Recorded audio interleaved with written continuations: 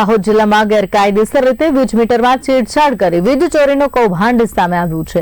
એમજીવીસીએલની team દ્વારા છેલ્લા કેટલાય દિવસોથી અલગ અલગ ટીમ મારફતે સરપ્રાઇઝ ચેકિંગ હાથ ધરવામાં આવ્યું, જેમાં ચેકિંગ દરમિયાન મોટા પાયે ગેરરીતિ સામે આવી છે, જેના પગલે એમજીવીસીએલ દ્વારા અંતર્ગત ચેકિંગ ચાલુ છે, જેમાં દાહોદ જિલ્લાના 6 અલગ અલગ સબ ડિવિઝનમાં ટીમ બનાવી પોલીસ બંદોબસ્ત સાથે ચેકિંગ હાથ ધરાઈ રહ્યું છે। આ ડ્રાઈવ અંતર્ગત જિલ્લાના અલગ અલગ સબ ડિવિઝનમાં ચેકિંગ હાથ ધરાતા એક જ દિવસમાં 2 કરોડ ઉપરાંતની વીજ ચોરી તેમજ ગેરરીતિ સામે આવી, જેના વિરુદ્ધ કાર્યવાહી હાથ ધરાઈ છે।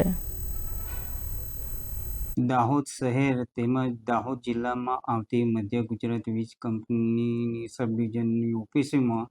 ઇન્સ્ટોલેશન ચેકિંગની કામગીરી હાલ કાર્યરત છે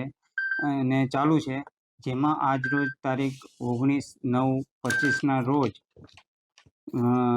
ટોટલ જીયુએનએલની 69 ટીમોએ ભાગ લીધો હતો ચેકિંગમાં, જેમાંથી 135ના એટલે કે શંકાસ્પદ મીટરોવાળા કેસ 73 મળી આવ્યા છે અને માલ પ્રેક્ટિસ એટલે કે 126ના કેસ 35 મળી આવ્યા છે, જેની અત્યારની અંદાજિત રકમ 2 કરોડ થાય છે।